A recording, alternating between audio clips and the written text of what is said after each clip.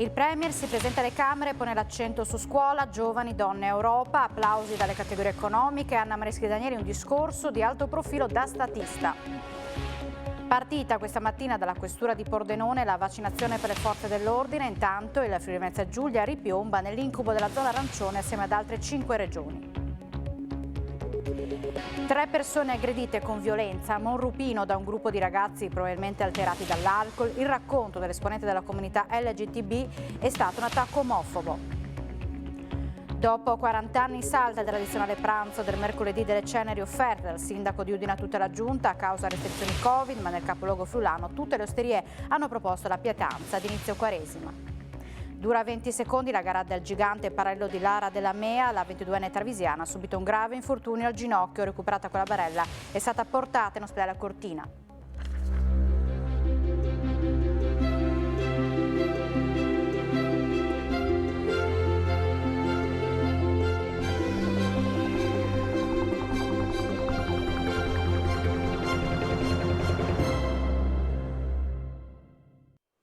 Buonasera e ben ritrovati a un nuovo appuntamento con l'informazione di Telefriuli, un discorso di un'ora per chiedere al Senato la fiducia che otterrà. Mario Draghi stamattina ha parlato in aula indicando alcune priorità, tra tutte quella di distribuire il vaccino rapidamente ed efficientemente. Il Premier ha parlato anche di scuola, di Europa e ha chiesto ai cittadini di essere orgogliosi del loro paese. L'unità è un dovere per affrontare il virus che è nemico di tutti. L'euro è irreversibile. Vanno recuperate le ore perse a scuola a causa della pandemia. Ai cittadini promette che saranno informati con anticipo su ogni cambiamento delle regole e chiede di essere orgogliosi del proprio paese. Mario Draghi stamattina ha chiesto la fiducia al Senato con un discorso durato poco più di un'ora, durante il quale ha delineato il suo programma ed indicato le priorità dall'emergenza sanitaria al recovery plan. Il principale dovere a cui siamo chiamati tutti, ha detto, riguarda la nostra responsabilità nazionale. Dobbiamo combattere con ogni mezzo la pandemia e salvaguardare le vite dei cittadini, una trincea dove combattiamo tutti insieme. Il virus è nemico di tutti. Draghi ha poi rivolto un pensiero a coloro che soffrono per la crisi causata dalla pandemia. Ci impegniamo a fare di tutto perché possano tornare nel più breve tempo possibile nel riconoscimento dei loro diritti, alla normalità delle loro occupazioni. Ci impegniamo, ha aggiunto, a informare i cittadini con sufficiente anticipo, per quanto compatibile con la rapida evoluzione della pandemia, di ogni cambiamento nelle regole. Draghi ha quindi affermato di non ritenere che il nuovo esecutivo si sia reso necessario per il fallimento della politica e ha ringraziato il suo predecessore Giuseppe Conte. Sostenere questo governo, ha precisato l'ex governatore della BCE, significa condividere l'irreversibilità della scelta dell'euro e la prospettiva di un'Unione Europea sempre più integrata. Senza l'Italia non c'è l'Europa, ma fuori dall'Europa c'è meno Italia. Quindi un invito ai cittadini ad essere orgogliosi del loro paese. Il Presidente del Consiglio ha affrontato anche il tema dell'istruzione. Non solo dobbiamo tornare rapidamente ad un orario scolastico normale, anche distribuendolo su diverse fasce orarie, ma dobbiamo fare il possibile per recuperare le ore di didattica in presenza perse. In merito al piano vaccinale, Draghi ha sottolineato che c'è bisogno di mobilitare anche protezione civile, forze armate e volontari, oltre che di rendere possibili le somministrazioni in tutte le strutture disponibili, pubbliche e private. La nostra prima sfida, ottenute le quantità sufficienti, è di distribuire il vaccino rapidamente ed efficientemente. Sul fronte del lavoro il Premier ha detto che il governo dovrà proteggere tutti i lavoratori, ma che sarebbe un errore proteggere indifferentemente tutte le attività economiche. Alcune dovranno cambiare, anche radicalmente. L'impegno è anche quello di superare il gap salariale di genere e la cronica scarsità di donne in posizioni manageriali di rilievo. Sul turismo ha dichiarato che avrà un futuro se non dimentichiamo che vive della nostra capacità di preservare città d'arte, luoghi e tradizioni. In tema di infrastrutture ha sottolineato che occorre investire sulla preparazione dei funzionari pubblici per permettere alle amministrazioni di pianificare, progettare ed accelerare gli investimenti con certezza dei tempi, dei costi, in piena compatibilità con gli indirizzi di sostenibilità e crescita indicati nel Programma Nazionale di Ripresa e Resilienza. Quanto al Recovery Fund, ha dichiarato sottolineato che la strategia per i progetti del Next Generation deve essere trasversale e sinergica, capace di impattare simultaneamente in più settori. Queste risorse, aggiunto, dovranno essere spese puntando a migliorare il potenziale di crescita della nostra economia. Nell'intervento di Draghi emerge un forte impegno a favore dei giovani e delle donne. Sul fronte dell'istruzione il Premier ha fatto capire che si punterà sugli istituti tecnici superiori. Dai giovani alle donne, passando attraverso i lavoratori, tutti, tra le righe del discorso programmatico di Mario Draghi si legge una forte volontà di inclusione. Una visione molto precisa e profonda che assegna scelte importanti al governo, commenta la professoressa Marina Brollo, presidente dell'Associazione Nazionale dei Lavoristi. È una rivoluzione, afferma, che il Premier sottolinei la necessità di proteggere tutti i lavoratori, significa non solo i dipendenti ma anche gli autonomi, i precari. Questa è una scelta di campo coerente con l'articolo 1 della nostra Costituzione. Quanto alla parità di genere, prosegue Brollo, l'impegno assunto da Draghi è quello di non limitarsi al rispetto delle quote rosa, ma di creare le condizioni affinché uomini e donne possano gareggiare alla pari. Quanto alla presenza delle donne in ruoli apicali, aggiunge Brollo, lo stesso Draghi avrà la possibilità di fare molto, incidendo su tutte le nomine che sono vicine alla scadenza. Potrà cambiare la situazione basandosi sul merito. Il tutto suona, conclude la presidente dell'Associazione Nazionale dei Lavoristi, come la volontà di portare avanti una politica di inclusione contro le disuguaglianze. Per quanto riguarda i giovani, nella parte iniziale del suo discorso Draghi ha fatto riferimento alla responsabilità nei confronti delle nuove generazioni in termini di opportunità negate, debito pubblico lasciato in eredità e diritti sottratti. Poi il passaggio sulla scuola ed un focus sugli istituti tecnici superiori. Qui si legge un vero e proprio cambio di passo. Gli ITS hanno percentuali di occupazione dei propri diplomati comprese tra il 90 e il 100%, così anche in Friuli Venezia Giulia, ma gli iscritti sono ancora pochi nel nostro paese. Il Programma Nazionale di Ripresa e Resilienza assegna agli ITS, ha ricordato Draghi nel suo intervento, 1,5 miliardi, 20 volte il finanziamento di un anno normale pre-pandemia. Tutte le 4 fondazioni ITS del Friuli Venezia Giulia hanno accolto con piacevole soddisfazione la focalizzazione del Premier sugli istituti tecnici superiori, commenta Ester Iannis, direttore dell'ITS Malignani di Udine. È un'apertura che ci soddisfa molto, dopo un lungo anno durante il quale il Mise e Confindustria Nazionale hanno sostenuto la necessità di potenziare quella che è considerata la terza gamba del sistema post-diploma. È positiva la volontà manifestata di rivedere alcuni aspetti, dalla denominazione agli statuti fino ad un'organizzazione più semplice degli ITS, conclude Iannis. Come evidenziato da Draghi, è stimato in circa 3 milioni il fabbisogno di diplomati di ITS nell'area digitale e ambientale nel quinquennio 2019-2023. Un discorso di alto profilo da statista assolutamente all'altezza delle aspettative, quanto afferma la Presidente di Confindustria Udine Anna Mareschi Danieli commentando le linee programmatiche illustrate dal Presidente Mario Draghi, un programma di governo che analizza e affronta le necessità del presente e progetta strategicamente il futuro, un messaggio di fiducia rivolto non soltanto al Parlamento ma agli italiani.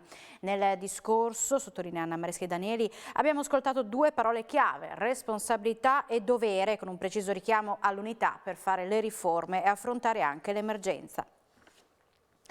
3 persone sono state aggredite con violenza ieri sera a Monrupino da un gruppo di ragazzi probabilmente alterati dall'alcol. Sono stati medicati in ospedale. A ricevere pugni e calci in faccia è stato anche Antonio Parisi, esponente della comunità LGBT di Trieste. È stato un attacco omofobo, dice, sporgerò denuncia. Aggressione omofoba ieri sera sull'altopiano del Carso, protagonisti dei ragazzini poco più che maggiorenni che hanno sfogato la loro rabbia contro 3 persone, probabilmente in preda all'alcol. La scena da incubo, con pugni e calci in faccia, si è verificato poco dopo le 18 all'uscita da uno smizza, ai danni di 3 amici che tentavano di raggiungere la propria auto, parcheggiata nella piazzetta della frazione di Monrupino. Tra le vittime anche Antonio Parisi, esponente della comunità LGBT di Trieste, e volto noto in regione per i party dedicati al mondo etero e gay con il claim Iota Assassina. Io sto bene, sembro un panda ma sto bene. Volevo ringraziare tutte le persone dal Friuli, amiche, persone che mi seguono, che mi stanno scrivendo. Io sono ridotto così, il mio amico è ancora in ospedale con un naso rotto. e non so quando lo dimetteranno. Io tornerò in ospedale nel pomeriggio per farmi refertare e ovviamente farò denuncia. Siamo stati aggrediti in maniera feroce da un branco di ragazzi giovanissimi, alterati, e sono stati di una ferocia incredibile. Io ero per terra, coprendomi il volto per non avere altre ferite più importanti al volto, però tiravano calci in faccia. Attacco omofobo? Sì, è stato un attacco omofobo. Ce l'avevano con me. Già dall'inizio del pomeriggio, quando sono entrato, ero stato fatto scherno di battute, però non ho veramente colto la loro provocazione. E dopodiché l'alcol li avrà resi ancora più incattiviti, forse proprio perché non rispondevo alle loro provocazioni. I giovani aggressori se la sono data a gambe prima dell'arrivo delle forze dell'ordine. Sul caso indagano i carabinieri. Il DNA di uno dei malviventi rilevato sul luogo del delitto ed esaminato dal RIS di Parma ha consentito ai carabinieri di Udine di risalire ai responsabili di una rapina avvenuta in un'abitazione di Udine il 22 maggio 2020. Si tratta di due cittadini marocchini di 43 anni residenti a San Donà di Piave con diversi precedenti alle spalle. Sono stati denunciati. Il fatto è avvenuto nell'abitazione di un uomo di 85 anni. A chiamare il 112 è stato il nipote, un trentenne friulano, dopo essersi accorto che in casa c'era un ladro con il volto coperto da una mascherina chirurgica. Il giovane si è imbattuto nel malvivente che aveva appena rubato 300 euro, ne è nata una colluttazione, il trentenne strattonato e finito a terra. All'arrivo dei carabinieri il ladro era già scappato. L'intervento del RIS ha consentito di repertare tracce biologiche che hanno consentito di identificare il responsabile. Il complice è stato inchiodato dai tabulati telefonici. La posizione dei due al vaglio del sostituto procuratore della Repubblica di Udine, Barbara Loffredo. Tentato furto nella notte al distributore Conad di Porcia. I malviventi hanno divelto le colonnine del self-service con una ruspa rubata in un cantiere. L'intervento della polizia poi li ha messi in fuga, ma i danni ammontano a 40.000 euro. Hanno rubato una ruspa in un vicino cantiere e con questa hanno divelto 2 colonnine del self-service al distributore della Conad a Porcia, ma il furto non è andato a buon fine per l'arrivo della polizia che stava pattugliando la zona e ha messo in fuga i ladri. Sul posto, allertato dalla centrale della questura di Pordenone, anche il corpo dei vigili notturni. Il colpo è stato tentato nella notte, attorno alle 3, quando i malviventi hanno letteralmente strappato dal suolo le colonnine dove si effettuano i pagamenti per i rifornimenti usando la pala di una ruspa. Dopodiché hanno caricato le colonnine su un pick-up rubato a San Vito al tagliamento per portarle via. L'intervento dei poliziotti però li ha costretti alla fuga, obbligandoli ad abbandonare il bottino che è stato recuperato dalle forze dell'ordine.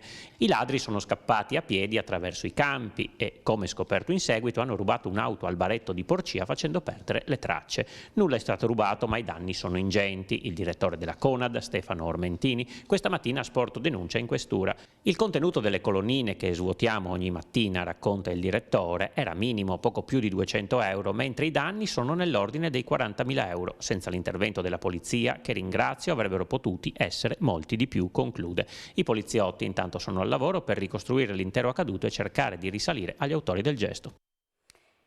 Il GIP del Tribunale di Pordenone ha deciso la posizione di 30 indagati facenti parte di una banda dedita al traffico di droga sgominata dai carabinieri nel 2016. Allora furono sequestrati armi, 150 kg di marijuana e 200 grammi di cocaina. 6 rinvii a giudizio, 2 richieste di rito abbreviato e poi 18 patteggiamenti, 2 giudizi abbreviati e 2 messi alla prova. Sono questi gli sviluppi processuali dell'indagine denominata Alla Croce, condotta nel 2016 dal personale del nucleo investigativo del Comando Provinciale Carabinieri di Pordenone. Martedì 16 febbraio il GIP del Tribunale della Città sul Noncello ha infatti definito la posizione di 30 imputati coinvolti nell'indagine che aveva portato allo smantellamento di una banda, prevalentemente di etnia albanese, specializzata nel traffico e nello spaccio di sostanze stupefacenti in Friuli Occidentale e nelle vicine province del nord-est. Durante l'attività investigativa i militari dell'Arma avevano eseguito diversi arresti, 8 dei quali in flagranza di reato, e sequestrato 2 pistole mitragliatrici di produzione artigianale, 6 caricatori e 2 silenziatori, oltre a 110 kg di marijuana e 200 grammi di cocaina. L'impianto accusatorio, costruito dagli investigatori, aveva permesso al procuratore di Pordenone, Raffaele Tito, di formulare la richiesta di rinvio a giudizio di tutti gli indagati. Per quanto riguarda i patteggiamenti, le penne vanno da 4 mesi e 10 giorni di reclusione e 740 euro di multa a 1 1 anno e 8 mesi di reclusione e 8.000 euro di multa. Appello dei parenti di David Concina, l'uomo di Amaro di 48 anni che ormai non dà più notizie di sé dal 15 febbraio scorso, quando è uscito da casa per fare una corsa a mezzogiorno. Lo stanno cercando i vigili del fuoco del distaccamento di Tolmezzo con i colleghi di Udine che hanno allestito una base operativa con unità di comando locale ad Amaro. Chiunque sia in grado di fornire indicazioni per ritrovarlo deve chiamare il 112. È alto 1,83 m, capelli corti brizzolati, una cicatrice su un sopracciglio di corpatura longilinea, indossa una maglietta termica blu, una giacca mimetica, pantaloni verdi e scarpe da ginnastica, non ha documenti con sé né il telefono cellulare. Lo cercano i carabinieri della Compagnia di Tolmezzo, i militari della Guardia di Finanza, il Soccorso Alpino, Vigili del Fuoco del Nucleo Volo di Venezia, i volontari della Protezione Civile. Nella sede allestita per ricerca anche il sindaco Laura Zanella. Un uomo di 74 anni è stato trovato senza vita alle 12 di oggi nella sua abitazione a Trevignano Udinese. A dare l'allarme sono stati i parenti preoccupati perché non rispondeva al telefono e nell'abitazione sono state rinvenute tracce di sangue. Dopo un sopralluogo e dopo una ispezione esterna della salma è stato appurato trattarsi di un decesso per cause naturali. È attesa per domani la bozza del monitoraggio dell'Istituto Superiore della Sanità e la consueta relazione settimanale del GIMBE, ma già si vocifera che il Friuli Venezia Giulia sarebbe tra le regioni a rischio arancione nel fine settimana. Dopo 3 settimane di zona gialla, ora il pericolo è quello di un improvviso declassamento a causa di un RT molto vicino all'1. Oltre al Friuli Venezia Giulia in bilico ci sono l'Emilia Romagna, le Marche e il Piemonte. I dati dei contagi di oggi nella nostra regione: su 7.563 tamponi molecolari sono stati rilevati 252 nuove positività con una percentuale del 3,33%. Sono inoltre 2.309 test rapidi antigenici realizzati, dai quali sono stati rilevati 81 casi, 3,5%. I decessi registrati sono 7, i ricoveri nelle terapie intensive scendono a 59, così come si riducono quelli in altri reparti, 384. È partita questa mattina dalla Questura di Pordenone la vaccinazione anti-Covid per le forze dell'ordine del Friuli Venezia Giulia. Il primo a essere vaccinato è stato l'agente più giovane della squadra volante.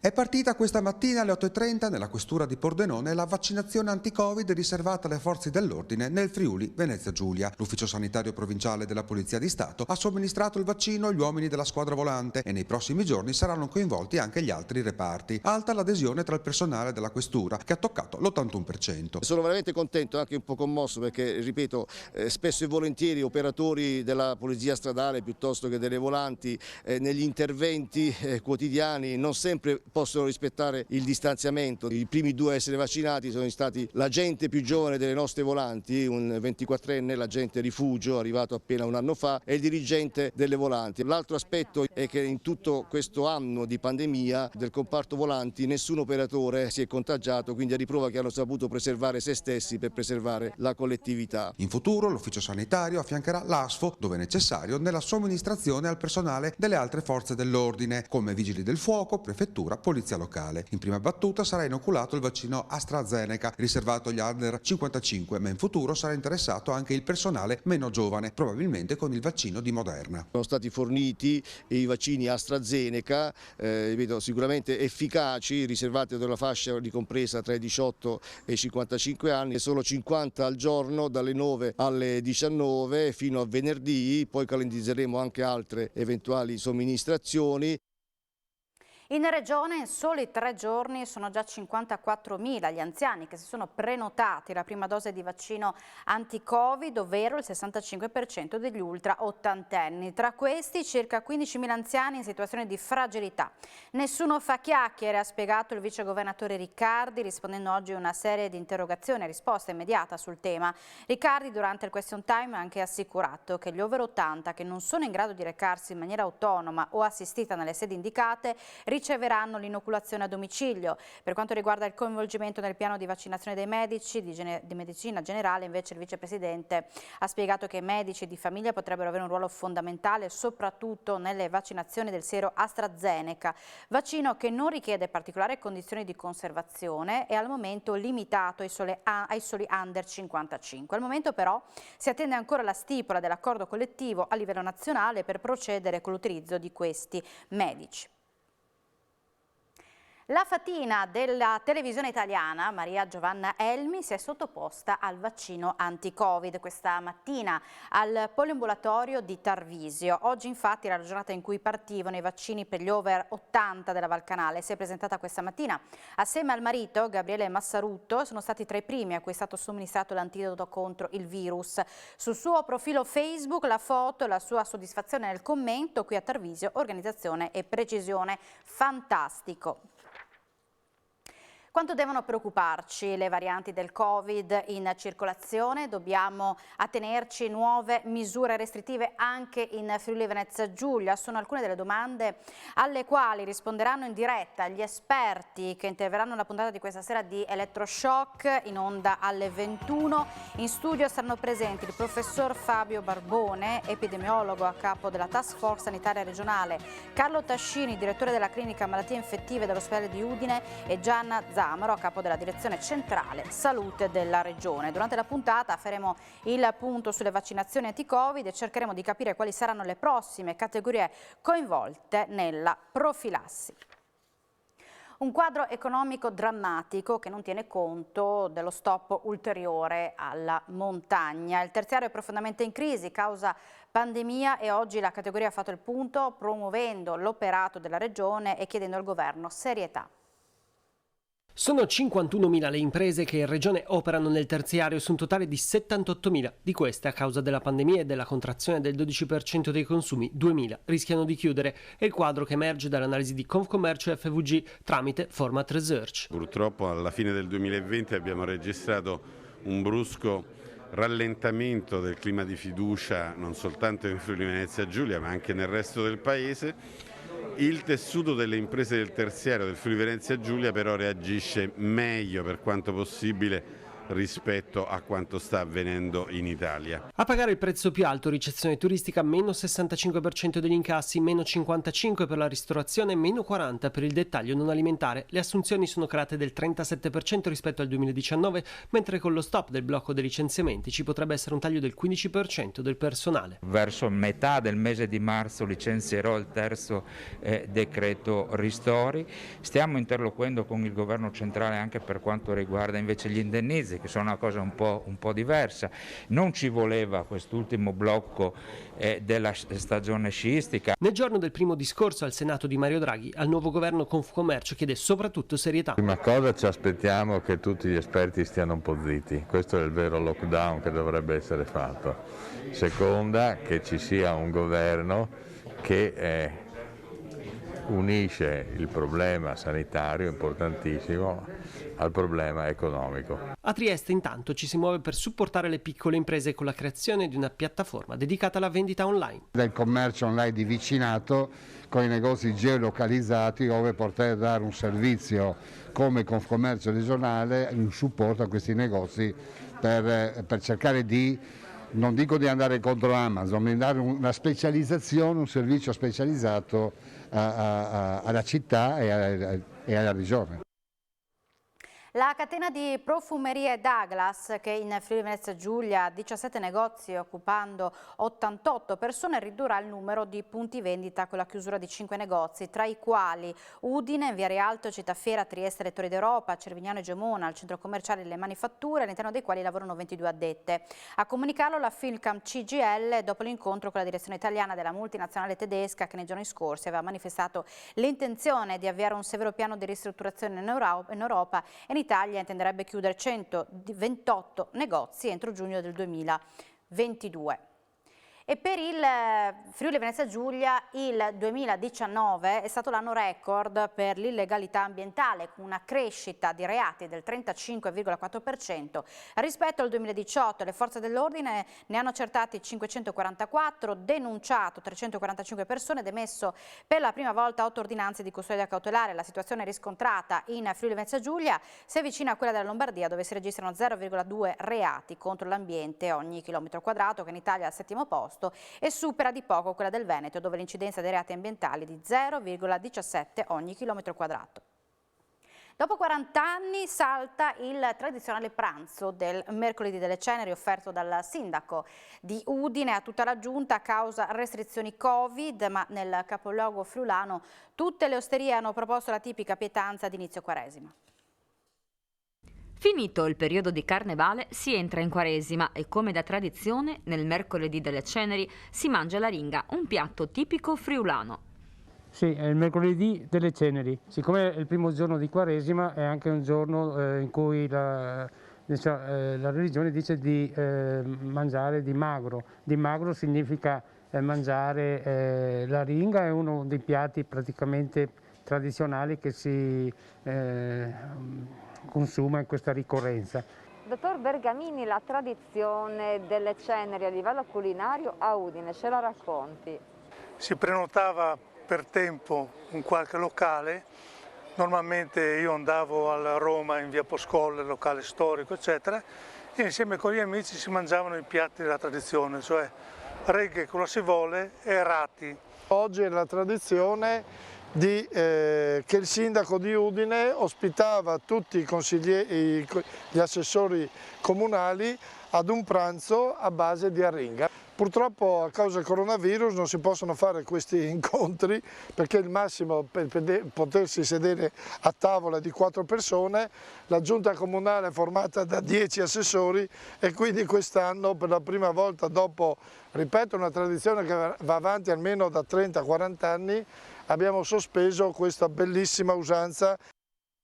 Si chiama Il mondo ha bisogno delle donne, la campagna di solidarietà promossa quest'anno da Aspiac Despar è mirata ad aiutare associazioni che si occupano della salute delle donne. Quest'anno Despar ha deciso di destinare il ricavato all'Associazione Friulana Endometriosi.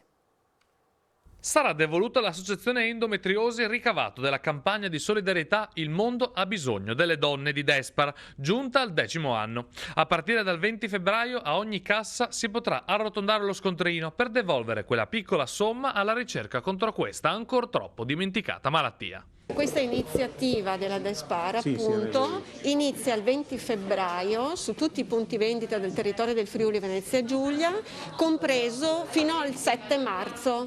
Alla fine della spesa le nostre colleghe, i nostri colleghi cassieri chiederanno ai clienti se vogliono arrotondare lo scontrino e vogliono fare una donazione e quindi storicamente sono state centinaia di migliaia di micro donazioni che alla fine hanno sempre dato dei risultati molto buoni e ogni volta ci siamo meravigliati della generosità dei nostri clienti. Noi siamo convinti che questo sodalizio che è stato messo in piedi con Despar e l'Associazione Regionale Endometriosi sia un sodalizio vincente. Despar è partner di Regione Friuli Venezia Giulia in tante iniziative sociali, rappresenta quindi una partner assolutamente imprescindibile per fare in modo che ci sia diffusione e conoscenza soprattutto tra le giovani donne di questo problema. Dal Friuli Venezia Giulia, dall'Italia in generale, partirà la richiesta di cambiare passo, di sostenere invece la ricerca affinché possa essere trovata una cura efficace,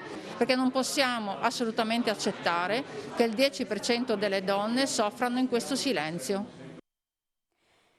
Noi siamo in chiusura, subito dopo la pubblicità appuntamento con Sport FVG e subito dopo gli aggiornamenti meteo. Grazie per l'attenzione e buona serata su Telefriuli.